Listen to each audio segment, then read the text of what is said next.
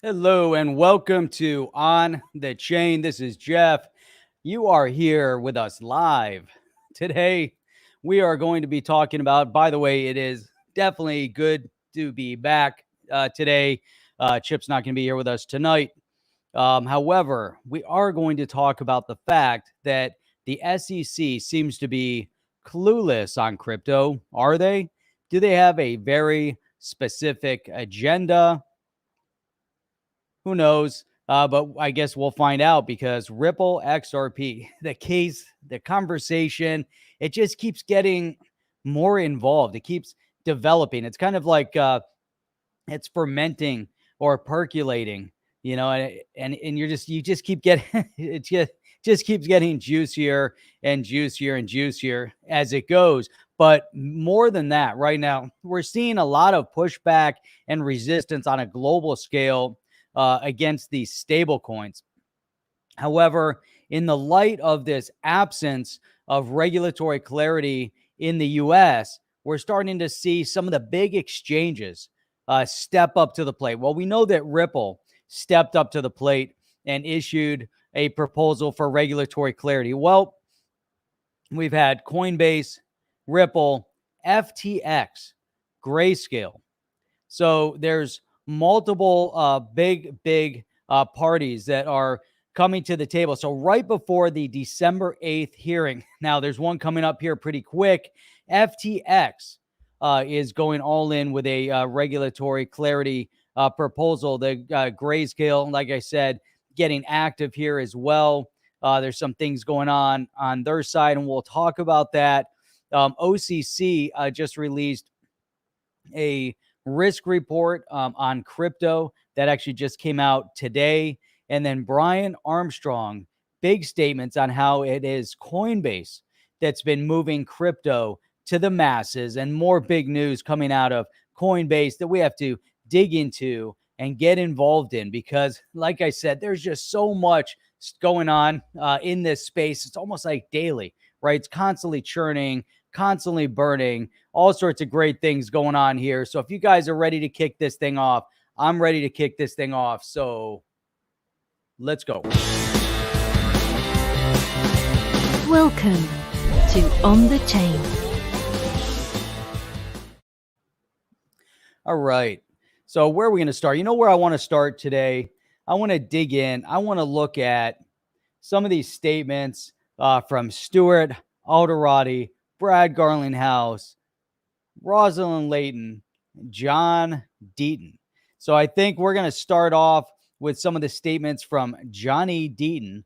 We're going to get into that. We're going to talk about that for a little bit. As you guys are coming in here, why don't you just give a quick shout out as to where you're tuning in from. We have people that come here from all over the world, even those that are up in Canada. So we got a lot tuning in from Canada, a lot of people tuning in from Australia, which is all these different time zones. How do we keep it straight? How does everybody know exactly when to come in and check everything out? Because, well, we've got Mr. XR, what is that? XR free is saying, but OTC, aren't we technically on the YouTube? We are technically on the YouTube. We are on the YouTube. So, all right, what do we have here? I'm just digging in and looking for a few comments here as they pop up. So let's do this. Let's do this. That's what Sean Thompson is saying. We got to do this. A lot of great things here. We got Dallas, Texas coming in here. We've got Pat from the UK, which is great. And then we've got John Chan all the way coming in from Malaysia, which is outstanding. So we've got Miami, we've got Ani from Miami, and then we've got, let's see, Laurel coming in from the Bahamas, and we've got El Jefe coming up all the way from Punta Gorda, which is really great. So what do we got here? Massachusetts, San Diego. Man, it's great. New York. I can't believe there's still some people up there in New York, which is crazy. So we've got New York is still here. We got Cape Canaveral as well. So anyhow, let's go. Let's go with this. I forgot to share my screen. That would probably make it difficult to go into this and discuss. So let's bring it up. Here we go. First comment of the evening from John Deaton. This was Twitter. Let's do this. Check that out. All right. The best defense is a unified offense. I kind of like where he's going with this. I like where he's starting. We got Matias coming in from Argentina. We've even got Indianapolis, which is pretty cool because that's where you've got the IndyCar series, which is outstanding. So, all right. So there we go. Okay. The best defense is a unified offense. Last week, Gensler stated that every exchange and platform needs to come in and register with the SEC. Now, we know that this is really convoluted because really, what is the registration? What exactly is he talking about? Who is this? Everybody needs to come in. Where are they going into? Who's setting the appointment? So he said whether centralized or decentralized, all must come in. He may as well have said, come into the SEC to get your subpoena. I think John hits it right there. That's exactly what he was saying. He said, come on in. You guys haven't done it already. We'll make it a lot easier if you just come in and we can just issue the subpoena right then and there. Now, there's actually, it's probably, John, it's probably a 1-900 line. So 1-900, call the SEC, and that's how you get to the SEC. Do you get a ticket? Do you get to check in? So that's a good question. But that's typically how it's probably done. 1-900, and they're charging you about $100 a minute while you're talking, and that's how you go. So anyhow, so John was responding to Stuart Alderorty's, but before Stuart Alderorty's comment and statement, I wanted to bring in this one from Brad Garlinghouse, who he says, asking for myself, and a friend. So you got to love that, right? Asking for myself and a friend. Now, what is the question? What is he asking himself? And this comes straight from Stuart Alderorty, which this is great. I love this kind of development. And now this is Stuart also then responding to Roslyn Layton's article that I believe that you guys covered last night. Chip went into this. Maybe we can dig in a little bit as well since I wasn't on to discuss it. But here you have Stuart Alderorty is responding. He said the SEC is making it up as it goes, meaning they have no idea what they're doing. they're just piecing it together and kind of making up statements. That's why Gary is saying, why don't you just come in and talk to us, and then we'll figure it out while you're here. So you're using strategic ambiguity and enforcement, or the threat of it, to advance its own jurisdiction rather than collaborate with other regulators, policymakers, and market participants. When will the tactics stop? Now, Stuart is really pushing and pointing out to the fact of these inadequacies within the SEC. And this goes it's so far reaching, because can we also make an argument then that it predated Gary Gensler? Could it also be that Jay Clayton also may have been kind of going through this kind of make it up as you go along moment? Gary Gensler obviously going through this, making it up as he goes along, because he's not just making up the ideas, he's concocting the terminology that he wants everyone to adopt. So he's not even using the common nomenclature. He's saying, this is how I want to phrase it. This is what I believe. So if you're going to have a desired outcome, so his desired outcome is that all digital assets are securities. At least 99.9% of them are securities. So if that's his desired outcome, in order to get from here to his desired outcome, all the little gaps in between are all of these new terminology and the lingo that he's pushing on the community on Main Street, in order to start utilizing this terminology. Because once you begin to utilize the terminology, then inevitably it becomes so. So if he keeps referring to 99% of all digital assets as securities, then your end outcome, most likely, if he gets his way, will be that the majority of them will be deemed as securities. And he can then go back to and say, well, look, I've been saying this the whole time. I haven't moved at all off track.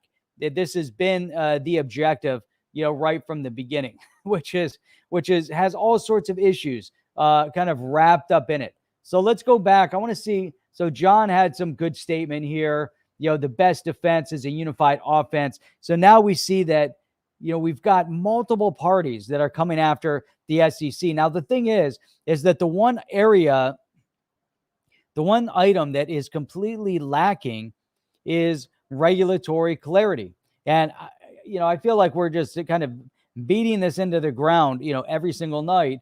But without regulatory clarity, without the rules of the road, how do you expect everyone to operate? And then if Gary, the G-Man, Daddy Gensler, is asking people to come in and just sit down and have a conversation, then what's the end result? Because if you come in, where are the rules of the road? Who's making up these rules? Who's orchestrating the rules?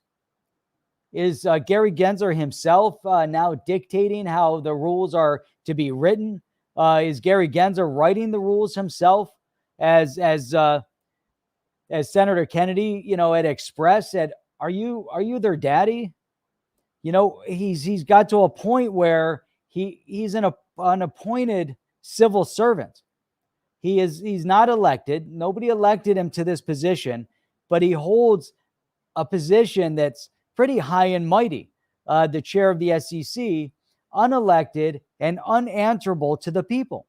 Not only is he unanswerable to the people, but he's able to make decisions that are impacting not just your life, kind of in it from a generality, but it's impacting how you can make money. It's impacting how you can invest. It's impacting the different variables of supporting a new innovative technology to allow the U.S. to take a leadership role.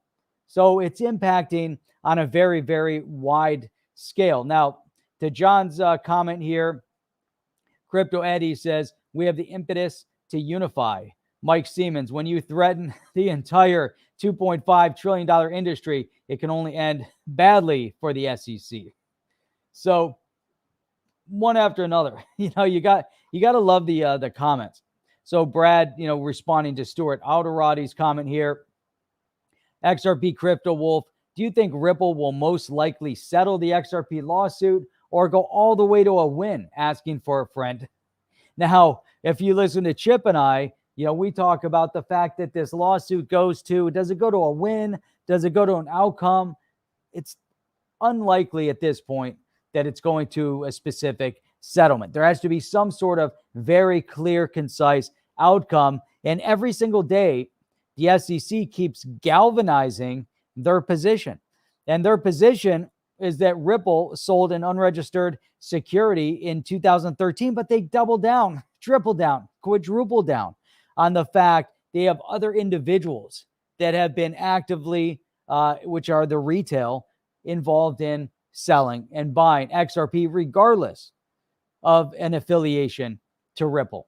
And retail investors are now at the stage where they're impacted.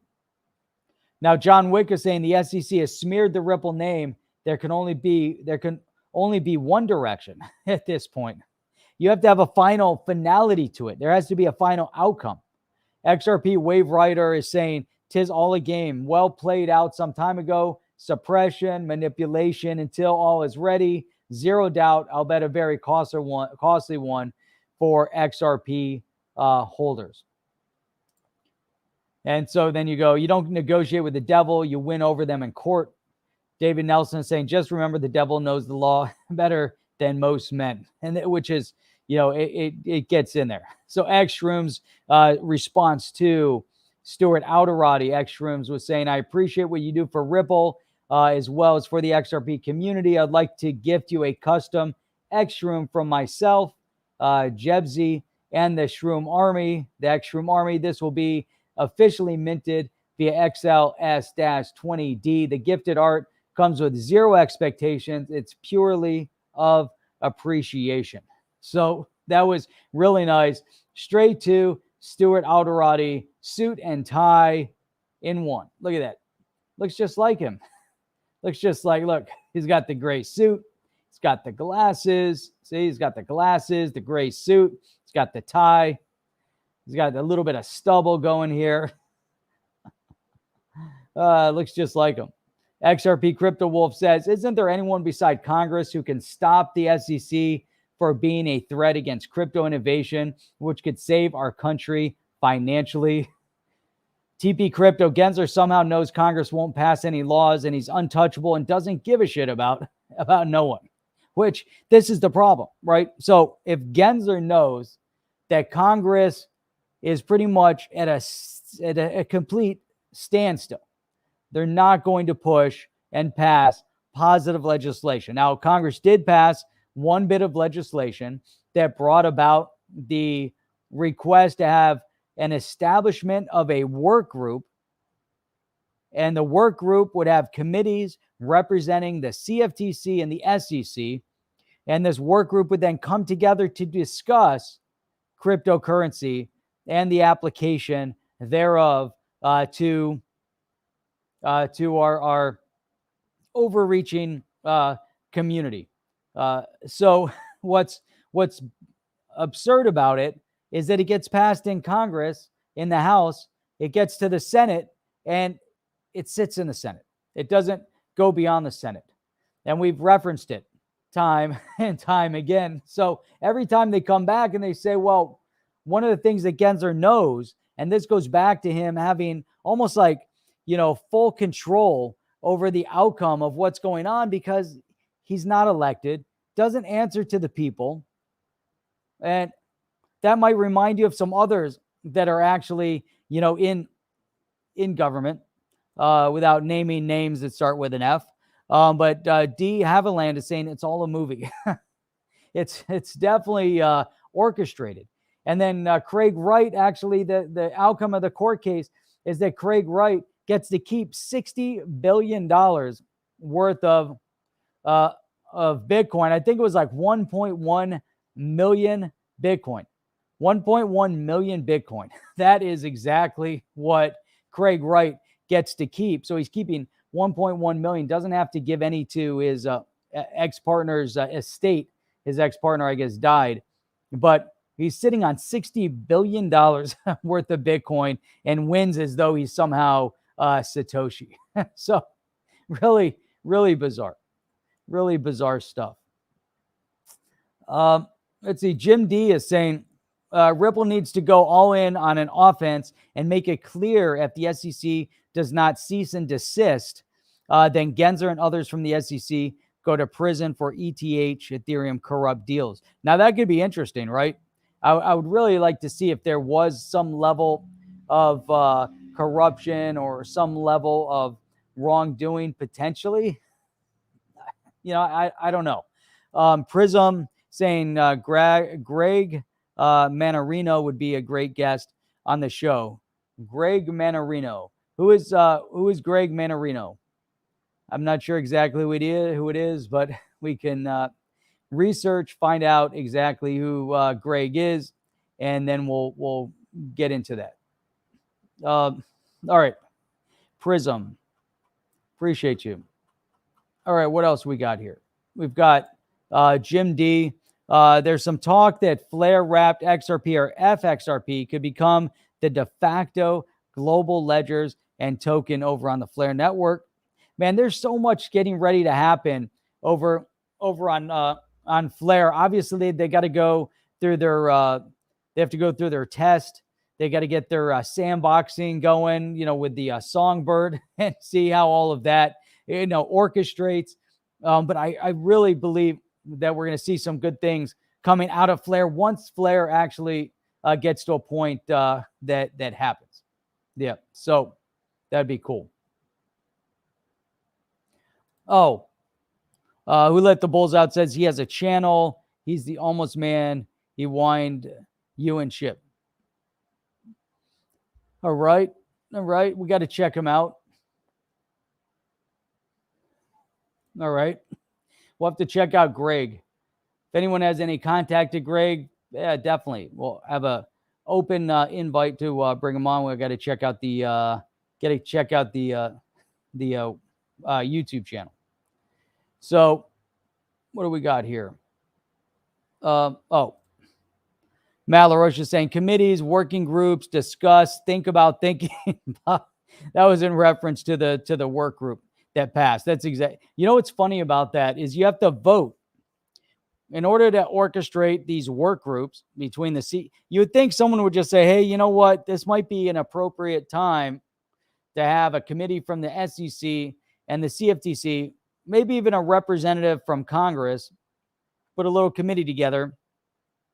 How about you guys all go out and sit down over lunch, start talking about cryptocurrency? Maybe you can have a standing meeting, once a week, kind of go over what you learned. We got to figure out how we can get some regulatory clarity and kind of move forward with everything. But instead, they make it super ultra complex, like Matt is referencing, and they have to vote. So they hold a vote to create this work group. And like you said, blah, blah, blah. It's just like, so you're going to create a work group to go and sit around and bloviate more and more and more and talk. And then nothing comes back, but it doesn't even pass the Senate. And this has been going on for way, way, way too long. So, he loves the Fed. You can contact him by way of the Fed. All right. So we'll have to check it out. I'll have to look it up. And then we'll find out who that is. Malaroche, SGB audit 15th to 18th of December. Then maybe Flare launches, maybe New Year. It's going to be exciting. Any way you look at it, it's definitely going to be exciting. So let's see. Oh, he's a stockbroker, popular on YouTube, but he's into crypto. He hates bankers, central banks, and government in general. Okay. So that's going to be an interesting conversation then, if we can find out. So getting into this idea, we can't have complete anarchy. There still has to be some little bit of orchestration to the rules of the road, how things kind of unfold, how things happen, all that stuff. It's funny that I don't know who he is. He also made the best market risk indicator. Very cool. I'm going to have to check it out. I've not seen it, so it'll be cool. All right. So then all those guys were all referencing Roslyn Layton. So she said, who will protect the investors from the SEC? Now, I find this interesting because, look, Ripple is just the opening shot in a regulatory war SEC Chairman Gensler could wage on cryptocurrency, and it's 100% accurate. And it's problematic, obviously, at so many different levels. That what I find difficult to digest is that there's a few lobby groups, crypto or blockchain or digital asset lobby groups that spend a lot of time lobbying, but I don't see a lot of them out there actively trying to discuss openly in open forum this whole case, SEC v. Ripple. Now, if you're a lobby group, you would think that the one area that you'd be outspoken about would be this case, SEC v. Ripple. And you don't see a lot of it. So when Roslyn Layton, writes this article here, who is going to protect investors from the SEC? Now, the one thing that Gary Gensler always references, the first thing he says is retail needs protection. And he's 100% right. So, he's obviously, the big request here is that someone's got to pay up. You need to pay them your protection money. And in most cases, the protection really means we want to keep you and your money away from investing in an asset class that could potentially 10 times, 20 times, 100 times, 1,000 times your money, right? And if you're invested short-term, long-term, the space is obviously developing and growing exponentially since it began at 10 years ago, a decade ago. Now, if they have it their way, in order to start investing, imagine if 10 years ago, there was already a requirement on the books that in order to invest in crypto, you had to be an accredited investor. How many people today would be or would have been invested in digital asset cryptocurrency? The majority wouldn't have been. And so now yet they still want to push this narrative that only a certain criteria of individual, if you meet their criteria, if you meet their economic criteria, if you meet what's on paper, they may allow you to invest in this burgeoning asset class, just as they kind of regulate the way you invest in stocks. So if you want to go pre-IPO, you need to be an accredited investor. A lot of money is made in that pre-IPO investment opportunity. A lot of money could be lost in that pre-IPO investment opportunity. A lot of times you can be too high and it comes out and the IPO crashes for many years, or for an extended period of time, I should say, where you might not recover your initial investment. So there's this concern. But just like if you're options trading, or if you're trying to leverage, essentially leveraging your money, and you begin to put out investments where you could potentially lose everything in an option call. So there's different mechanisms of investing in stock and across the board. And now we're starting to see all that creep up in the crypto space, for better or for worse. But the powers that be don't want the common person to have all these opportunities to invest and start making millions and millions of dollars. They're okay printing millions and millions and millions and millions of dollars to the point where it devalues the currency that you hold. They're okay with that. They're okay if you go out and start your own business and they make a regulatory hurdles that make it extremely difficult for you to operate your business, to the point where there could potentially be a stranglehold on your business to where you might go out of business. That's the risk you take if you go out of business. These same agencies within government are also okay with people going to school, going to university, and acquiring hundreds of thousands of dollars in debt that many will take a long time to repay. But they're okay with that. But they're not okay with you taking $100, $1,000, $10,000, $100,000, whatever your risk tolerance level is. They don't want you to take that and 10 times it or 100 times it. They don't want you to have that kind of opportunity. Then they say it's like the stock market. Well, it is what they say it is, right? So this goes back to what we were saying in the beginning, that Gary Gensler is trying to assign specific terminology to the crypto space based on what his end desired outcome is. So if his end desired outcome is specifically focused on the fact that 99% of all digital assets are securities, then he's going to create terminology so that we're going to have that end desired outcome. And it all it's like this, endless circle, this endless loop that we're all stuck in. Now, while all this is being orchestrated with Gary the G-Man, we had Ripple come out and propose some regulatory clarity, or some crypto regulation, proposal for crypto regulation. I say legislation. Now, the FTX is in a unique position right now. Why? Because December 8th, we're talking about a couple days from now, Wednesday, we're going to see a congressional hearing, and Sam Fried, founder of FTX, is going to be called in front of Congress to talk. So before he gets to go in, he says, you know what? FTX is going to release a proposal. Coinbase, Ripple, FTX, and others have now released an idea. At least here's the proposal. Here's what we think needs to happen. Now, you would think that there would be some members of Congress outside of those who we already know, right? We've already seen the names. We've already talked. We had Congressman Tom Emmer on here. Tom Emmer, extremely, extremely astute. He knows his stuff. Congressman Warren Davidson knows his stuff. Darren Soto, Democrat up in Orlando, he knows his stuff on crypto. Even if you go down to the mayor of Miami, he knows his stuff on crypto. There's a lot that's being orchestrated in this space. But now we've got members of the crypto community that are going to be pulled in front of Congress for a hearing. No real out, not to say, hey, we're voting on the Token Taxonomy Act, or we're voting on, different legislation in front of Congress. Nope. We're going to have a hearing.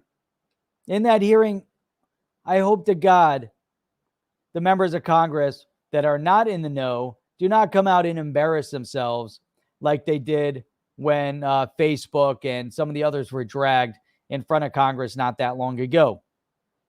And it was very embarrassing how they referenced the Facebook. What exactly is the Facebook? So anyhow, FTX key principle for market regulation blog consists of a 10-point proposal aiming to help U.S. regulators build a crypto-centric regulatory framework. This is really key. FTX shared its blog, FTX Key Principles, after Maxine Waters, the chair of the House Committee on Financial Services, invited several CEOs of major crypto firms to testify on the topic of digital asset. Out of the 10 key principles, one of the recommendations calls for an alternative regulatory approach that proposes a unified regulatory regime for spot and derivative markets. So let's see. The regulatory label on a given product or market need not change the core goal of regulation, and the same rule sets should generally apply across all markets. Now, this is something that we've referenced before, that there are certain rules on the books already. There's certain laws on the books that shouldn't be altered when you move from asset class to asset class. Fraud is fraud. Deception is deception.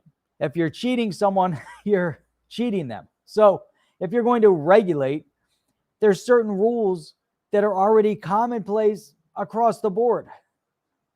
So FTX also explains the need for a direct membership market structure, allowing entities to perform regulated trades without the involvement of a third party. That's important. The exchange also suggests a regulation demanding greater transparency around the custodians of crypto asset, arguing that the platform users should be given visibility into how custodial services plan to address concerns related to fraud and theft. I think that's a valid point. Not a lot of really referencing that too much, that let's have a little bit of transparency, give us some visibility on these custodial plans. We just saw that Celsius got caught up in one of the latest thefts. I think they lost like $50 million worth of asset. They have billions on hand. So a little bit they can overcome. The blog further demands frameworks for reporting transactional activity to avoid market manipulation and ensure customer. Now, you look at stuff like this and you wonder, like, where is Gary Gensler? Why isn't Gary Gensler talking like this? Gary Gensler should be talking about how there's a framework for reporting, some of these, and we want to avoid market manipulation. We got to figure out how we're going to get through this. A platform operator that permits the use of stablecoins for settlement of transactions should be required to explain the standards the platform operator uses in deciding which stablecoins it permits for such purposes. Here's another one. So we check user phone numbers against their submitted names in KYC in order to further verify them. When this doesn't work or there isn't data, we'll require KYC2 to access. So some of the things that they get into in this idea that you need some regulatory objective, some of the stuff, it's so common. It's just so commonplace. And, it's just crazy, how we get to this point where, Congress just, it's not even Congress, it's their responsibility to vote through something. It's not the SEC. It's crazy. Crazy. Reggie, what is up? Yesterday was Chipverse. Today is Jeffiverse. You gotta love it. You've got to love it. So All right, what do we have? Oh, so KT was saying it's a Q&A, not asking how Congress can help. It's a Q&A to put them on the spot, trip them up, and Warren threatened them that the SEC will be after them if they continue as is. They are feeling threatened, 100%. KT is onto something. There is some definite threat and a feeling of insecurity at this level, for sure, within the congressional committees, but more so within the brick and mortars, those that pay a lot of their bills. That is exactly where a lot of this sits and resides. So FTX doing some great things. And then we've got Grayscale. So Grayscale writes a letter to the SEC, accuses the regulator of violating the law. So now, you remember how Stuart was it? Not Stuart. So John Deaton, am I sharing? Oh, I'm not sharing. Oh, over here thinking I'm sharing. I'm not sharing. So John Deaton is saying the best defense is a unified offense, right? And then we get to Grayscale, and Grayscale is writing this letter to the SEC, accusing the regulator of violating the law. Grayscale sent a letter to the SEC arguing that the agency's discrimination against Bitcoin spot ETFs is in violation of the Administrative Procedure Act, the APA. This is interesting. So now they're attacking from different directions here. These are things, it amazes me too, because really you can't go in and have a conversation with the SEC. The only way to get any movement out of the SEC apparently is through enforcement. Enforcement comes through legal action, and legal action, guess what? It goes both ways. So here you have the Grayscale going after the SEC. You got the SEC going after Ripple. There's so many elements to what's going on right now. So Grayscale's argument says earlier this year, the SEC approved 3 Bitcoin future ETFs from Valkyrie, ProShares, and VanEck. These futures-based ETFs don't directly own Bitcoin and are not tied to the spot price, but are based on futures contracts, hence tracking the future price of Bitcoin. If there's ever gambling, right, and ETFs are cool, and investing ETFs, it can be great, but here we have, they're based on futures. Now, futures is based on betting or gambling what the possible future price of Bitcoin is going to be. It's going to be up, it's going to be down, whatever direction they're going in. But how is that not gambling, right? I mean, if I'm going to invest in an asset, I guess I could invest in a future price, which is if you buy a digital asset, you're kind of investing that the asset's going to go up. But you can get, all sorts of, craziness here. So the ProShares Bitcoin Strategy ETF was the first approved and saw unprecedented success, logging 1 billion in assets under management in less than 2 days. Now you have to ask, if you're going to approve one specific ETF, right, and that said ETF then gains, they log 1 billion in asset under management in 2 days. What does that mean for said ETF? Who's backing it up? Who's allowing it to happen? What about Grayscale? So is Grayscale being left out in the cold? So, and if they are, and the SEC has approved other similar ETFs, then what gives? What is going on here? So here, however, the SEC has been reluctant to approve Bitcoin spot ETF applications. According to the letter Grayscale's attorneys wrote, the commission standard for approving the listing of spot Bitcoin ETFs is arbitrary. In practice, impossible to meet. So this goes back to, hey, you know what? Come on in, have a conversation with us. Let's see how things go. Let's see if this works out for everybody. And if it doesn't, then, oh well. So what? Say la vie, good luck, and all that good stuff. So then as we see this kind of orchestrating, we know that that Coinbase, that Brian Armstrong, obviously there was some tension, some issue between Coinbase and the SEC when Coinbase was getting ready to launch their investment product. And then the SEC said, come in and see us. And Brian Armstrong said, no. And the SEC said, if you continue going through with this, we're going to sue you and you're going to be in front of us anyways.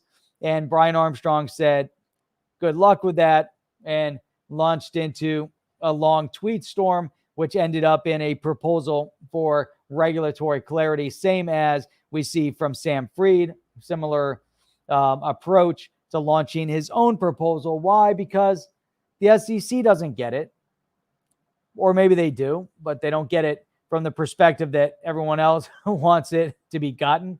And then you've got all these other elements, within this. So anyhow, so Coinbase, I find this interesting because Brian Armstrong, this goes back to something that we've discussed, and we always talk about which one comes first. You have the crypto exchange and you have the banks, the brick and mortars. The crypto exchanges moving into banking, my opinion, I know Chip shares the similar thought process, is that the crypto exchanges will be rapidly moving into banking. Why? Because essentially, if you put your crypto over there, then and it's being held in their wallet, in their cold storage, that's like putting your money in a savings account, right? It's in that savings account, it's in that bank. If you're able to then spend your money by sending it, whether it's an app on the phone or from the app on the computer, and you can then spend that money and send it to someone else, it's like a checking account. If you can somehow leverage your asset, earn interest on it, borrow against it, pay a bit of interest on borrowing against it, that's like a line of credit or a credit card.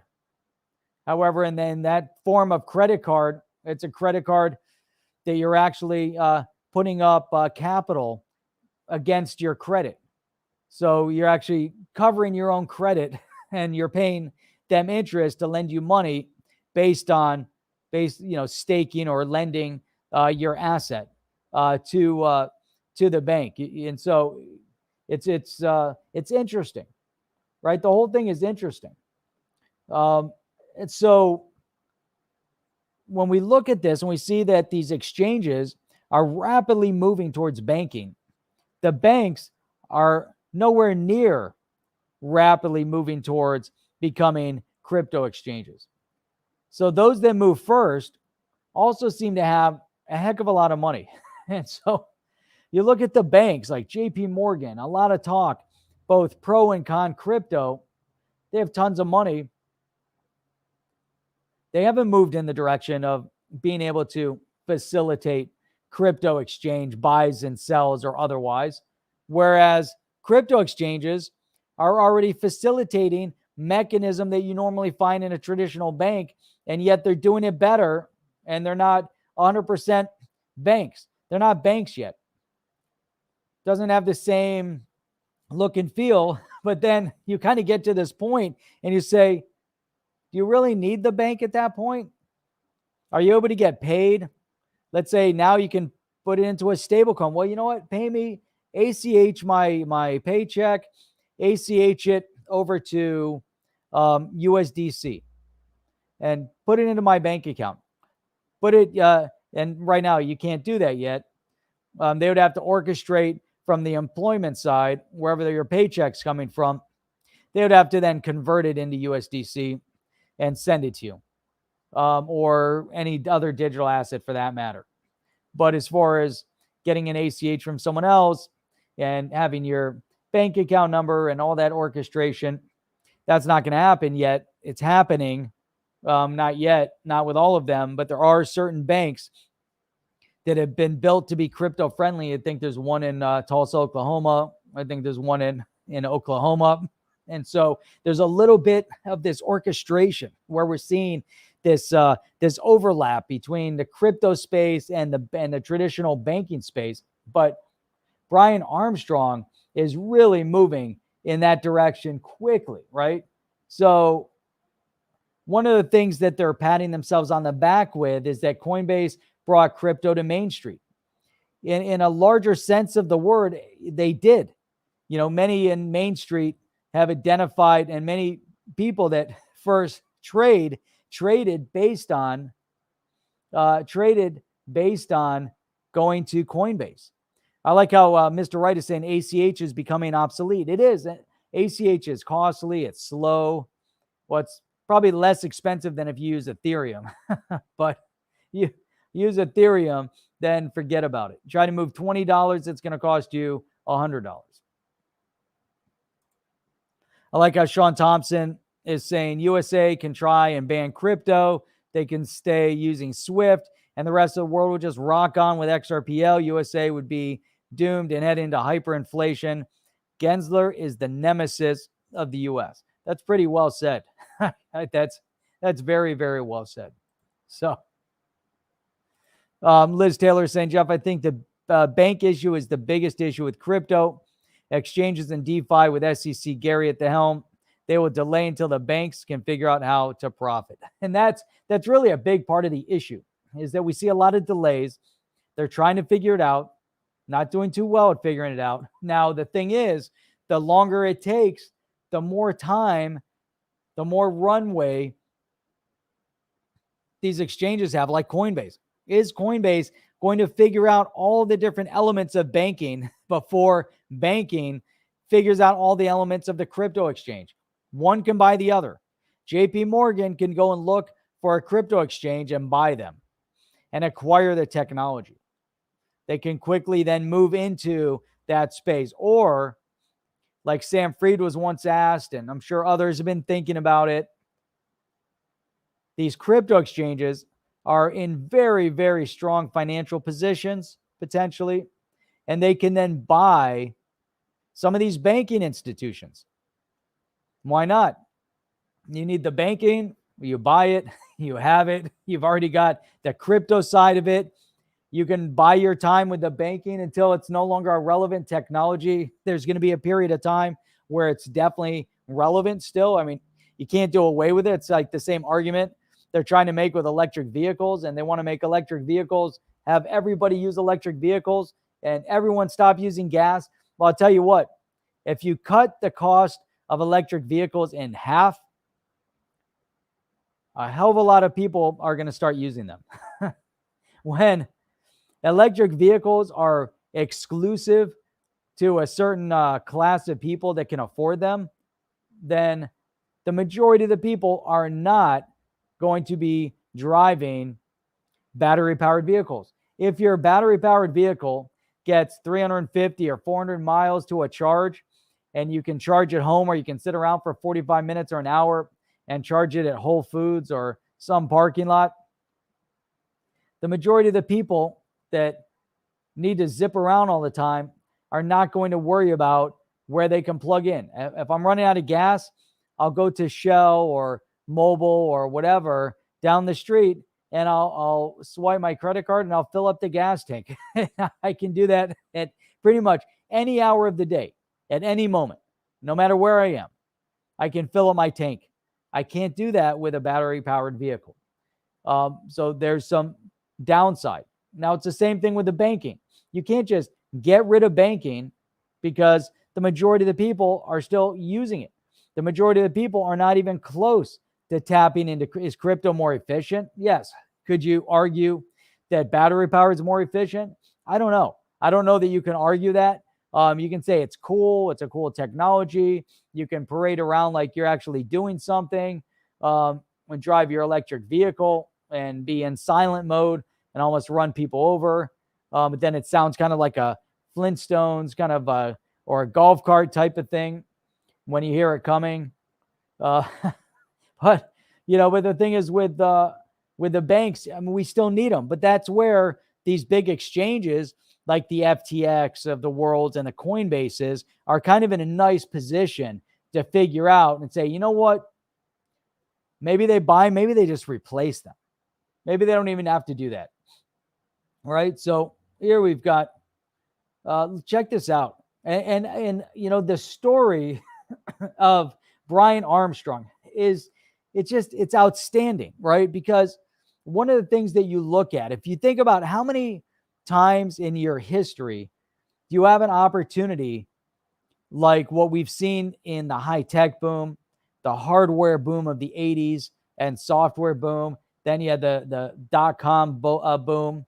And then you fast forward and you have another tech revolution, which is the digital asset, cryptocurrency, blockchain space. How many times in a lifetime do people get to see these types of life-changing situations, scenarios? So Brian Armstrong said he was growing up in the late 90s as a teenager, play his video games, chat, surf the internet, but he was too young to take part in the dot-com startup boom, that was happening, and it was all around him, right? And he said here, which I'm sure a lot of people have said this, right? I didn't know if something so important would come along in my lifetime again. And it's interesting because, you're kind of in a position in life where, like during .com, you don't have enough money to invest. You can invest a little bit, maybe benefit a little bit, but during that period of time, not enough money to invest in or maybe not even enough foresight to have invested. But then you think back, if you're around in the 80s, and I remember learning the lesson from my uncle, here I am trading in stock, trying to do it my own way. And he was just like a buy and hold, buy and hold, buy and hold, buy and hold, and bought a lot of Microsoft in his day. Did really, really well. And I looked at that lesson. It took me a long time to learn it. I was like, man, I wonder if an opportunity like that will ever come around again. And some opportunities come around, when you see, there's different Facebook in its heyday, Twitter in its heyday, Netflix in its heyday when it went IPO and launched. And there's been a good number of them that you could invest in and make a decent amount of money on, right? And then, but those are, you could buy and hold those. And Microsoft, though, it's split multiple times. And if you kept growing and growing, same thing with Apple or Amazon or Google, some of the big ones, right? But if you miss those, and now here's an opportunity that's come around all over again. And just like Brian Armstrong recognized, here's an opportunity within the digital asset space. Now, what's interesting, I find about this whole thing is that we're so early to the game, right? Obviously, if you got into Bitcoin 10 years ago, you're like, holy crap. It's like getting Bitcoin. You're sitting on thousands of Bitcoin and you're like, this is the greatest thing ever. I was mining it and I was like free money or whatever, but all these other digital assets like XRP when it was 0.006, or so many of these other assets that were low. And there's so many people in this space now that are excited. There's some people that are still trying to trade and make that quick buck. But the key is, like with all of these technologies, whether it was Microsoft or Apple or Facebook or Google or Twitter or Netflix, the list goes on, that there were a lot of opportunities to get out and make money. But over the long term, there's opportunities to keep leveraging your money and allowing it to, has that investment increased in its value. You never could tell where the top was because you could sell and then maybe miss it. I don't know. Then you have to go into the trading, and that's a whole different specialty. But if you're going to buy and sell over the long term, is that long term a month? Is it 6 months? Is it a year? Is it 5 years? Is it 10 years? At what period of time? We see this space growing. Imagine 10 years ago, if you just knew about Bitcoin and you knew that you should invest in it. And then the next good one comes and you throw another couple $1,000s at the next one, then the next one, then the next one. All of a sudden, you're leveraging yourself in the early years. Now there's a lot of them. They're all over the place. And there's opportunity. the thing is, it's like, how long do you hold it for?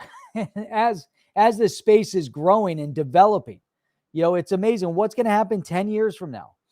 And is 10 years such a huge sacrifice? Is 5 years such a major sacrifice to see where this space is going to grow? So many, so many want it, tomorrow. We want, that immediate responsiveness, or we can have patience to see where this digital asset space that's barely a $2 trillion market cap total. Where's it going to go? If it went from 0 to 2 trillion in 10 years, what's going to happen in the next 10? How many of these assets are going to double and triple and quadruple, and who knows how many 10 times and 100 times their value? It's amazing, right? But something that Brian Armstrong and many of these others know is that it's not stopping. Michael Saylor keeps doubling down on Bitcoin. He bought a lot more Bitcoin recently. And he's come out and made statements that Bitcoin will never stop going up. It's going to always go up. It's going to continuously appreciate in value. That means many of the other digital assets potentially around it will also continuously go up in value. Now, we look here and you're looking at Brian Armstrong. Well, you said, I didn't know if something so important would come along in my lifetime again. Talking about .com, right? And he says that today something did. It came up. Not only did it come up, but he founded Coinbase, right? To do something about it. He didn't just say, hey, you know what? Something happened and I'm just going to watch it. Now, Coinbase has been around for almost 10 years, right? 10 years from the beginning. How amazing is that? Bitcoin and its cybercoin kin were not so much investable assets as they were the focus of a philosophical and economic argument. Old fiat money asked, how can any store of value be based on an algorithm that solves a cryptologic problem tied to something called a blockchain ledger created by a pseudonymous I love these words. Pseudonymous, whatever. Code ninja named Satoshi Nakamoto. Could a hash function really replace cash? I love this. Crypto's tech bro libertarian anarchist evangelists viewed things much differently. So too did criminal and terrorists, removed from the clutches of governments, central banks, and big financial institutions. Crypto, they proclaimed, was the perfect transaction medium, especially for digital nomads job surfing the global economy. Man, that's exciting. That's like the beginning of a movie, right? That should be the intro to a great movie. Maybe they'll make a movie about it. Star row, like eerie type of thing. By the mid-teens, crypto fanboys had formed the next wave of support, and a growing cadre of day traders gloated in subreddits and on Twitter as the Bitcoin they bought for $226 in April of 15 rocketed to 13,000 in December 17.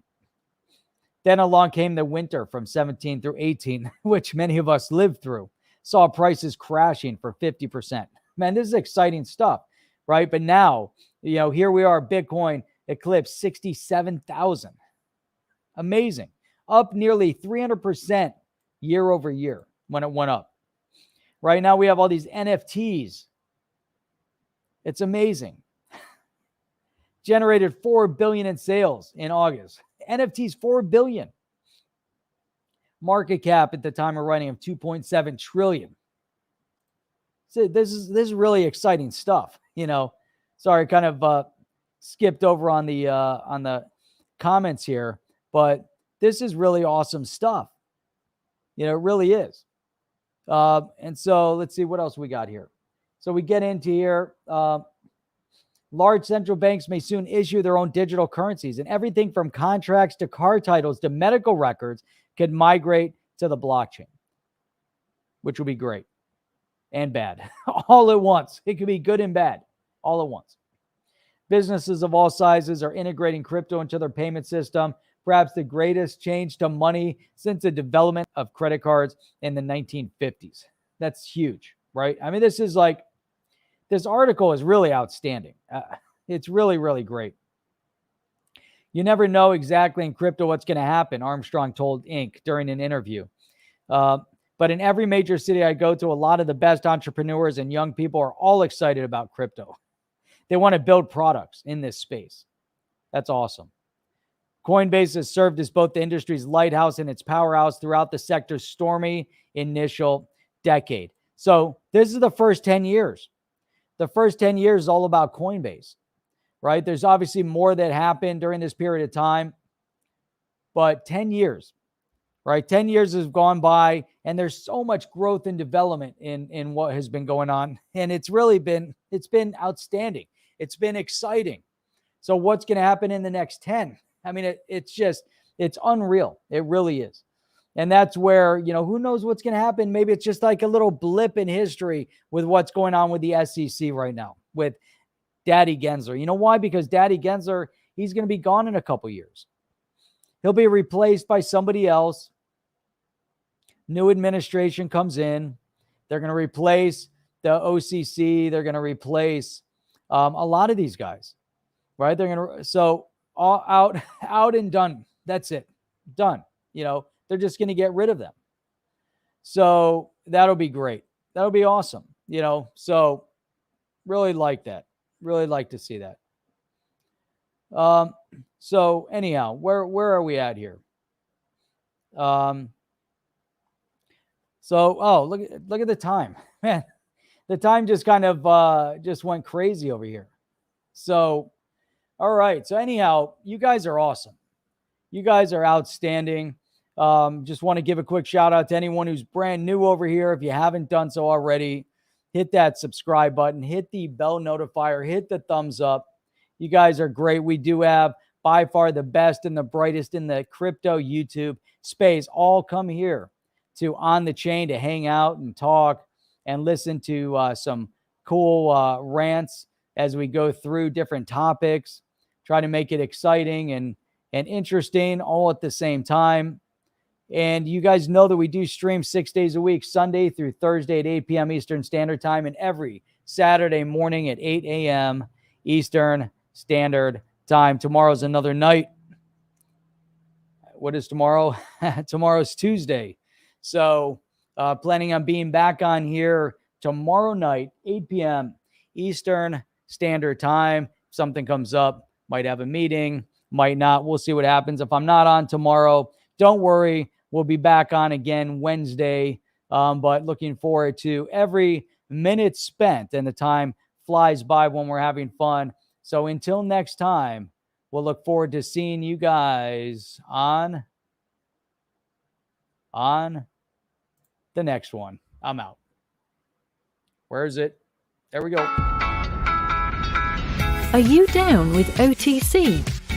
Please like, subscribe, and click the bell to be notified when the next video drops.